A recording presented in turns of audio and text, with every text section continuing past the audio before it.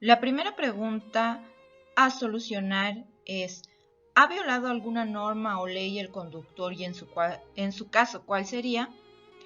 Es obvio que se ha violado una norma, y es el Código Penal para el Estado Libre y Soberano de Jalisco, en la que tendremos en cuenta el artículo 48, donde se sancionan con pena de prisión los delitos culposos.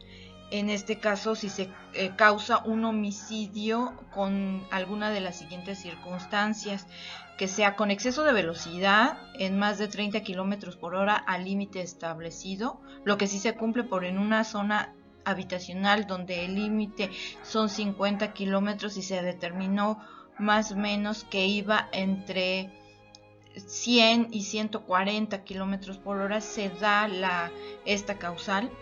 Se le detecte más de 150 miligramos de alcohol por 100 mililitros de sangre.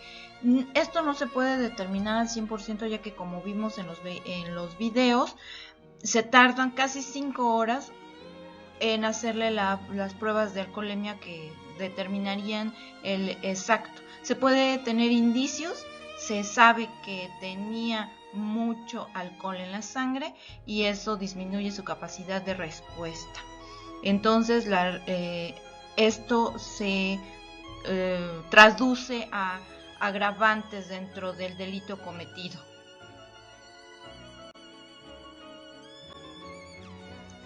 La siguiente pregunta es la B. ¿Existen elementos para que podamos calificar este hecho como un delito? Sí, sí existen elementos, ya que el Código Penal para el Estado Libre y Soberano de Jalisco, en su artículo 5, establece como delito al acto o omisión que concuerden exactamente con la conducta que, como tal, se menciona expresamente en este código o en las leyes especiales del Estado. Y en el artículo 213 muy claramente se pone por escrito el tipo penal. Se impondrán de 12 a 18 años de prisión a la persona que prive de la vida a otra. Pero cuando el homicidio sea calificado, la sanción será de 20 a 40 años de prisión. Entonces existe el tipo penal y se califica como delito. C. ¿Usted pondría una sanción y con base a qué? Sí, se pondría una sanción con base a lo establecido en el código que ya se ha mencionado. ¿Usted no pondría una sanción? No, obviamente sí se pondría una sanción. ¿Qué bien jurídico tutelado está en juego en el caso que se expuso? Es el bien de la vida, el máximo, como es considerado dentro del derecho penal.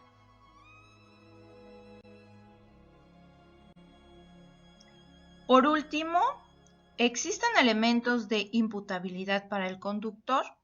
En este caso, y para contestar esta pregunta, se debe de considerar lo que la imputabilidad es. Esto significa cuando un sujeto tiene capacidad de entender y querer consecuencias de sus actos. Para evitar confusiones, es importante tener clara la distinción entre imputabilidad e imputación. En el caso de la primera, es un juicio que recae sobre el sujeto en cuanto afirma que alguien es culpable, mientras que en el segundo caso es un juicio que tiene por contenido una posibilidad de afirmar que algún sujeto está en condiciones de ser declarado culpable de la conducta ilícita cometida. En este caso, ¿podemos imputarle esa conducta a Joao? Claro que sí, se le puede imputar. Tiene una capacidad de entender la situación. No quería las consecuencias, o se presume que no quería las consecuencias, por lo tanto es que se califica al homicidio como culposo, ya que debemos tener en cuenta que la culpabilidad es una actitud subjetiva de la gente que se le reprocha al sujeto por haber realizado una conducta o hecho típico y antijurídico, pudiendo haber realizado la conducta que debería de haber hecho. En este caso, conducir sin alcohol en la sangre y con dentro del límite permitido de velocidad dentro de esa vía.